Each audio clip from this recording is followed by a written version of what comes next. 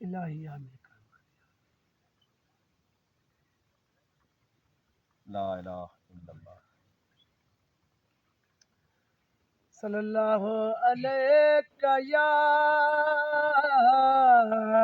रसूल अल्लाह वसल्लम अलैका या हबीब अल्लाह।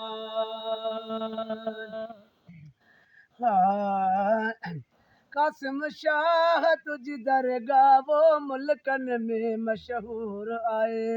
कासिम शाह तुझी दरगाह वो मुल्कन में मशहूर आए। मुल्कन में मशहूर आए। सैयद नूरानी नूर वाहे। कासिम शाह तुझी दरगाह वो मुल्कन में मशहूर आए।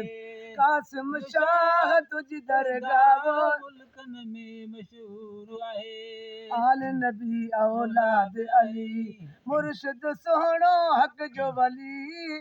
आल नबी औलाद अली मुर्शिद सोहणो हक जो वली। कासिम शाह तुझी दरगाह वो मुल्कन में मशहूर आहे। कासिम शाह तुझी दरगाह वो मुल्कन में मशहूर आहे। मुल्कन में मशहूर आहे। सैयद नूरानी नूर वाहे। कासिम शाह तुझी दरगाह वो मुल्कन में मशहूर आहे। लक़ब तुझो आहे जलाली शान तुझो या बेमिसाली। लक़ब तुझो आहे जलाली शान तुझो या बेमिसाली। कासिम शाह तुझी दरगाह वो मुल्कन में मशहूर आहे। कासिम शाह तुझी दरगाह वो मुल्कन में मशहूर आहे। मुल्कन में मशहूर आहे। सैयद नूरानी नूर वाहे। कासिम शाह तुझी दरगाह वो मुल्कन में मशहूर आहे। भाग वरन जा भाग खुलिया सोना तन खे पुटड़ा मिलिया।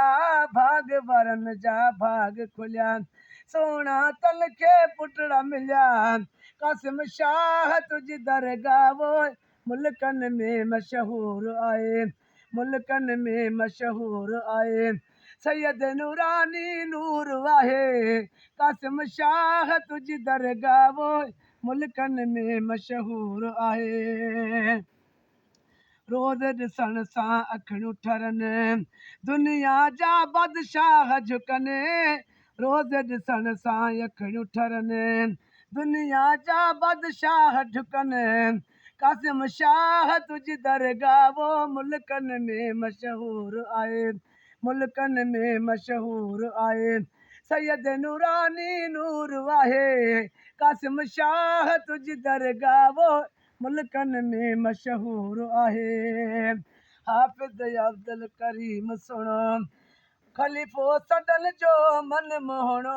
हाफ़िज़ अब्दुल करीम सुणो ख़लीफ़ो सदन जो मन मोहणो।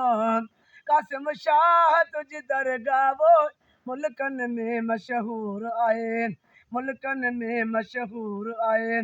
सैयद नूरानी नूर वाहे। कासिम शाह तुझी दरगाह वो मुल्कन में मशहूर आहे।